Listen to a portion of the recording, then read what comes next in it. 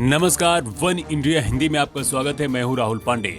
अपने विवादित बयानों के लिए सुर्खियों में रहने वाले कांग्रेस के नेता मणिशंकर अय्यर ने इस बार मुगल शासन की जमकर तारीफ की है। मणिशंकर अय्यर ने दावा किया है कि मुगलों ने कभी देश में धर्म के नाम पर अत्याचार नहीं किया। उन्होंने मुगल बादशाह अकबर के शासन से लेकर तमाम दूसरे मुगल बादशाहों का उदाहरण देकर दावा किया है कि मुगल शासन में कभी जोर जबरदस्ती धर्म परिवर्तन नहीं कराया गया।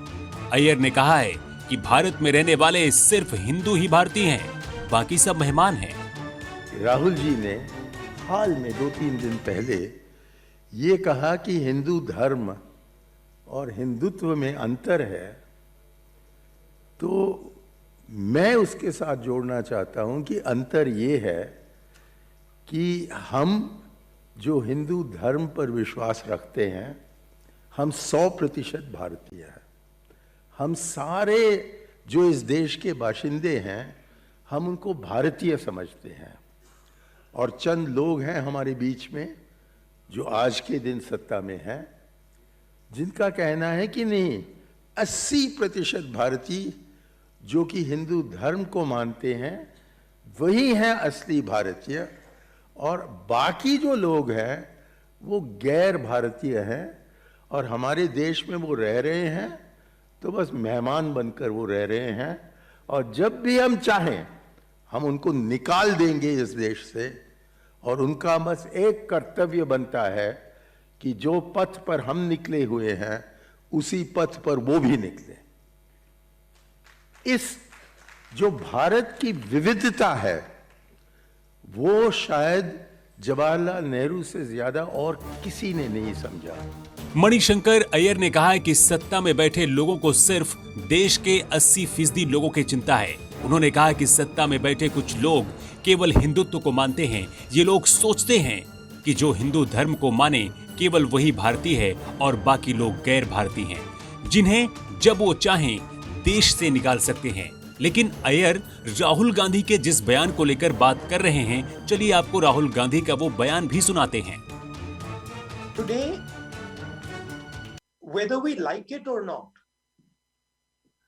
the divisive ideology, the hateful ideology of the RSS and the BJP has overshadowed the loving, affectionate and nationalistic ideology of the Congress Party. And this is we have to accept this.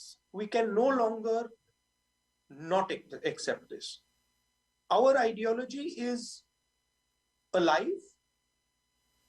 It is vibrant, but it has been overshadowed. It has been overshadowed partly because of a complete capture of the media, of a complete capture of the Indian nation. But it has also been overshadowed because we have not propagated our ideology among our own people aggressively. Manishankar Iyer ने मुसलमानों की जनसंख्या को लेकर अपने बयान के समर्थन में तर्क पेश करते हुए उन्होंने बाकायदा तथ्य भी पेश किए हैं। मणिशंकर अय्यर ने पुरानी जनगणना का हवाला देते हुए कहा है कि 1872 में देश में 72% हिंदू थे और 24% मुसलमान थे। कमोबेश ये संख्या अब भी वैसी है, इसीलिए मुसलमानों पर जनसंख्या बढ़ाने के आरोप पूरी तरह से बेबुनियाद है। मणिशंकर अय्यर ने कहा 1872 में अंग्रेजों ने पहली बार जनगणना कराई थी और उससे पता चला कि 666 साल राज करने के बाद मुसलमानों की तादाद भारत में करीब 24% और हिंदुओं की 72% थी।